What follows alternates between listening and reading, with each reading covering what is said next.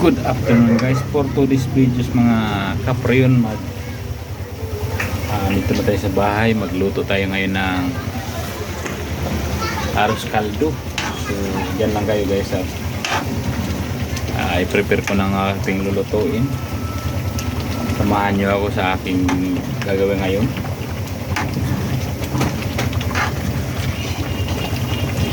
Ayan guys, kita ko sa inyo. Natin mga kaprayon, ayan. So magluto-luto muna tayo ngayon. Pinalambot natin yung malagkit, at habang pinalambot natin yung malagkit, so ito na naman ang ating palambutin. So ang ginawa natin dito ay tatanggalan natin ng tubig. Pag matanggal na yung tubig ay talagyan natin ng suka yan para matanggal lang kanyang langsa. Ayan mga kaprayon, ganun lang.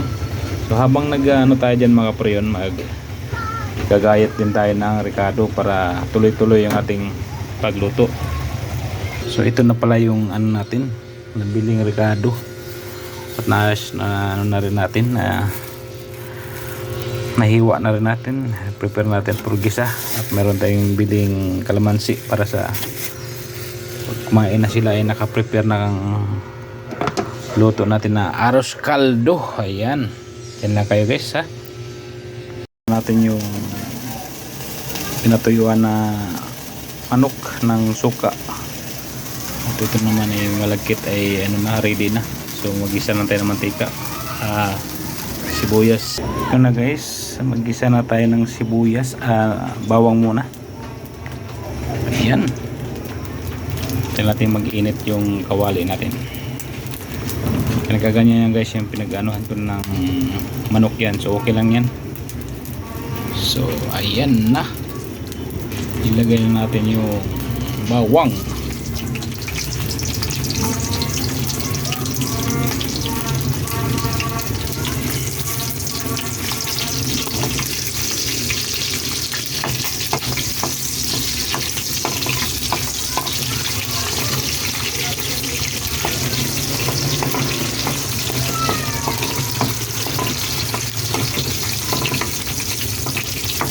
Ayan, hindi natin mag-konting brown.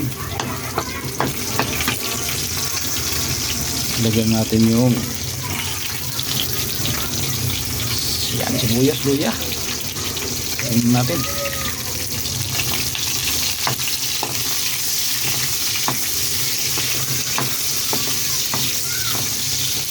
Yan. Wow, 1 minuto at 3 segundo pwede natin ilagay yung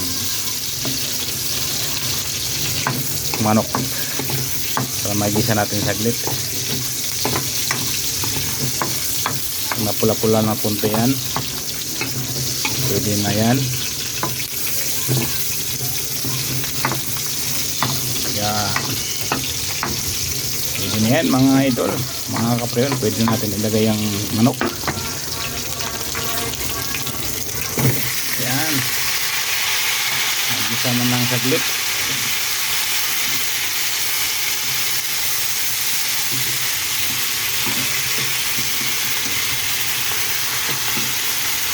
Mahalo guys, mahalo ang kanyang gisa natin saglit ng chicken.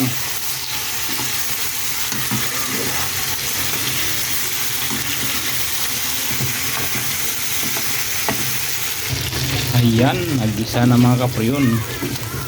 Maya maya ay ilagay na natin yan dyan sa kawali. Ayan,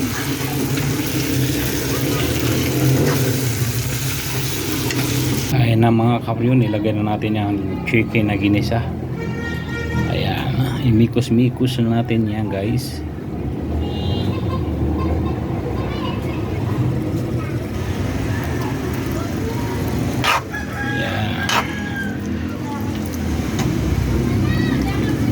Ayan, maya-maya itimplahan natin yan.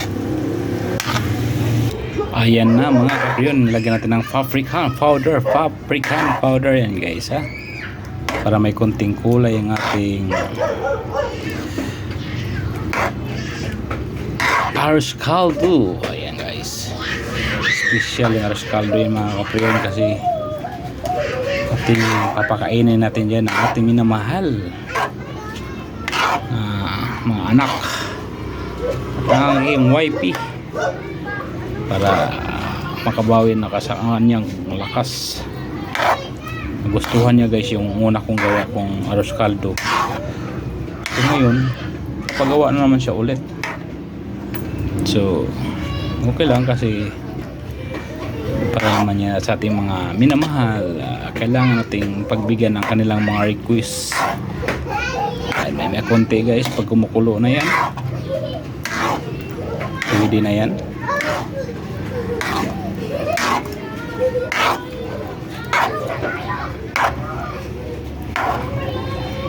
Lagyan natin konting asin guys para may konting alat. Hindi natin masyado, kasi alam naman may UTI yung ating commander, kidney, iwasan. So mikos hanggang okay na.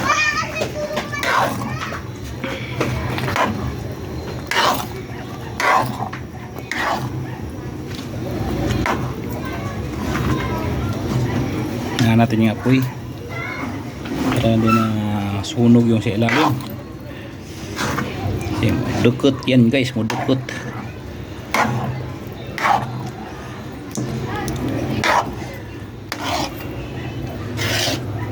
Ating arroz caldo ay mga kapre, ready to eat na. Pinalamig natin yung arroz caldo para pag-akyat ng aking mga junakis. Naglalaro sila sa labas. Gutom na ako daddy. Ayan, ready na ang kanilang pagkain. So dyan lang kayo guys, at hintayin natin kumain natin mga anak. Alright, hintayin natin umakyat. Nandito na yung purse. Wow, gutom na daw siya. So ayan na siya. Ayan, yung kalamansi guys. Reklamo pa siya guys, kasi ang mga kapatid request niya halagang 20 pesos, 40 na daw yan. Ayan, gutom yarn. Yes. Ayan, gutom na daw siya. Ang test, Anong this? ano lasa? It's nice. Oh, nice. Rate. Wow. Đêm nay vô nhà thương, đêm nay vô nhà anh biết thương. Giây phút em gặp anh